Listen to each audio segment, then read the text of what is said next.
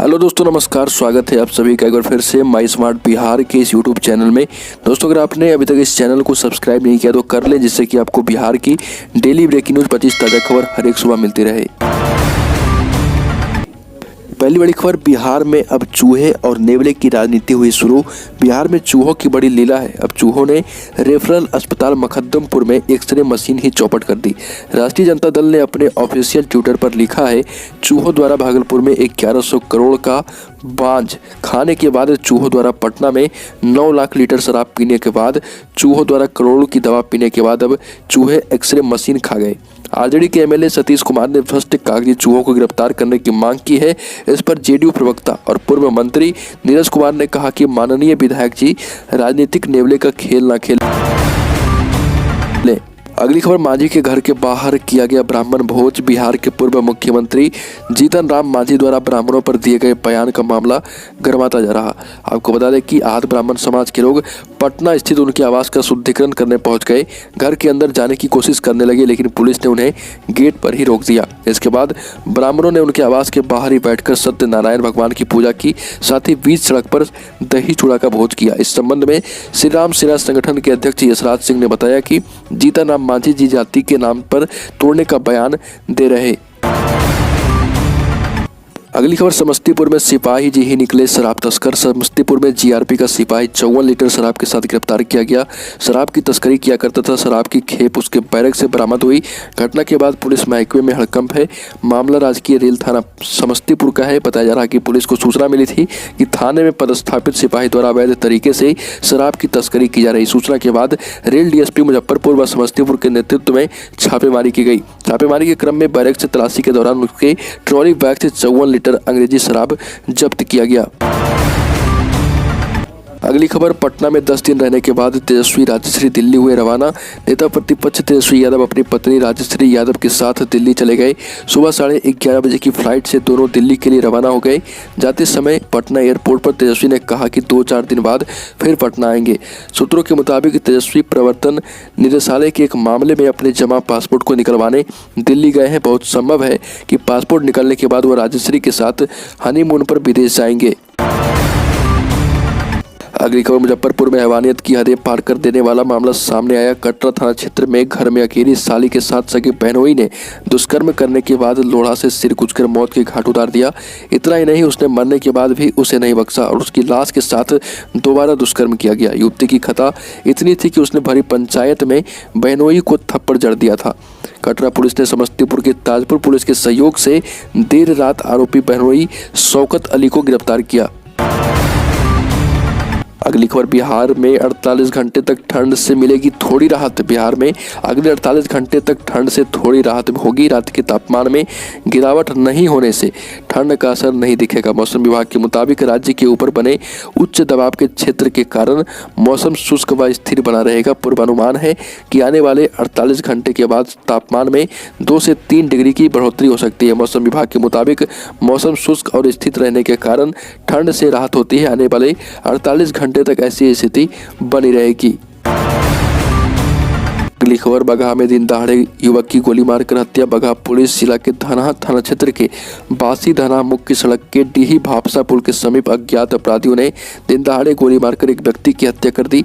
बताते चले कि दोनहा गांव निवासी 32 साल का रंजीत कुशवाहा उर्फ मुन्ना कुशवाहा अपने 2 बच्चियों को आदर्श पब्लिक स्कूल छोड़ने गए।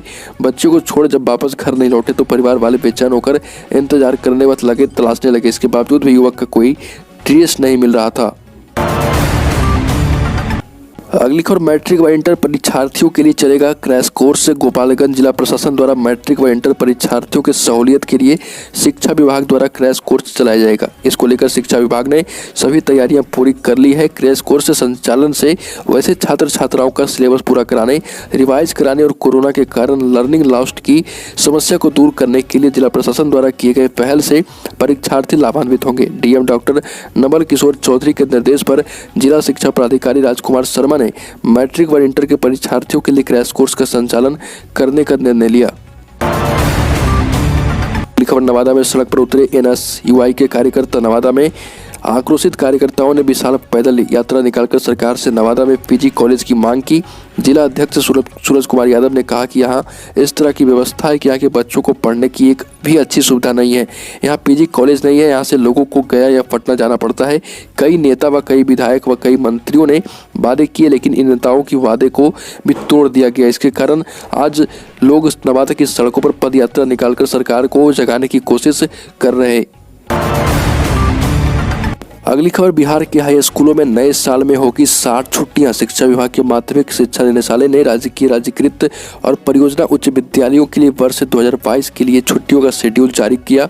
सरकार द्वारा 60 दिनों की छुट्टी घोषित की गई। इसमें गुरु गोविंद सिंह जयंती और 9 जनवरी रामनवमी सहित कई छुट्टियां हैं।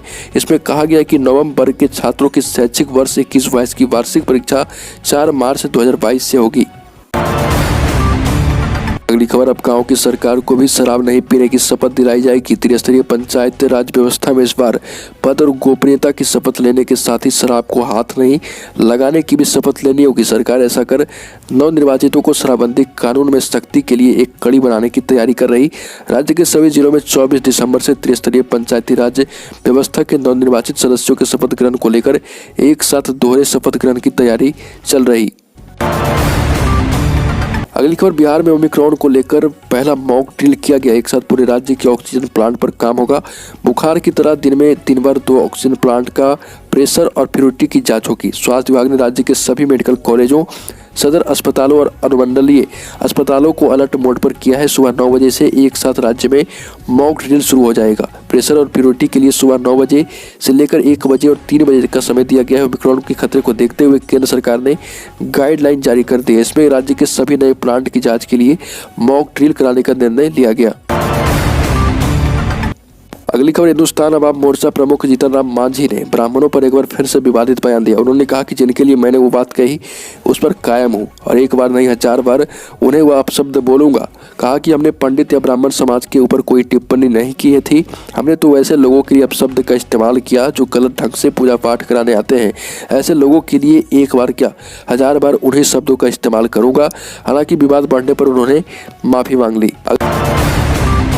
अगली खबर, उप मुख्यमंत्री तारकिशोर प्रसाद ने प्रधानमंत्री आवास योजना की धीमी प्रगति पर नाराजगी जताई। उन्होंने योजना के क्रियान्वयन में तेजी लाने का निर्देश दिया। उप मुख्यमंत्री ने नगर विकास एवं आवास विभाग के कार्यालय कक्ष में प्रधानमंत्री आवास योजना की गहन समीक्षा की। अफसरों से कहा कि प्रधानमंत्री आवास योजना सरकार की अति महत्वाकांक्षी योजना है और प्रधानमंत्री आवास योजना के अंतर्गत 33,76,084 आवासीय इकाइयों को स्वीकृति दी गई, जबकि 26,049 आवासीय इकाइयों की ही आधार सीडिंग कर दी गई है। अगली खबर, देश में कोरोना वायरस के नए वेरिएंट ओमिक्रॉन के मामले अचानक तेजी से मिलने के बीच केंद्र सरकार ने चिंता जताई। न्यूज एजेंसी पीटीआई के मुताबिक केंद्र सरकार ने खास तौर पर उन राज्यों के लिए अपने यहाँ कोरोना वैक्सीनेशन की दर को तेज करने का निर्देश दिया जिनमें अगले कुछ महीने में चुनाव होने हैं। देश के 5 राज्यों उत्तर प्रदेश, पंजाब, गोवा, उत्तराखंड और मणिपुर में विधानसभाओं का कार्यकाल अगले साल की शुरुआत में खत्म हो रहा। अगली खबर, गृह मंत्री अमित शाह समेत Z+ कैटेगरी वाले वीवीआईपीज की सुरक्षा सेंट्रल रिजर्व पुलिस फोर्स की महिला कमांडो संभालेगी। सीआरपीएफ ने इसके लिए महिलाओं की स्पेशल फोर्स तैयार की। यह बिना हथियार ही किसी भी खतरे को न्यूट्रलाइज कर सकती है। केंद्रीय रिजर्व पुलिस फोर्स ने 32 महिला कमांडो वाले सबसे पहले दल को तैयार कर लिया है। तो दोस्तों, बिहार की ताज़ा खबरों में अभी के लिए इतना ही। अगर आपने अभी तक इस चैनल को सब्सक्राइब नहीं किया तो कर लें, जिससे कि आपको बिहार की डेली ब्रेकिंग न्यूज़ 25 ताज़ा खबर हर एक सुबह मिलती रहे।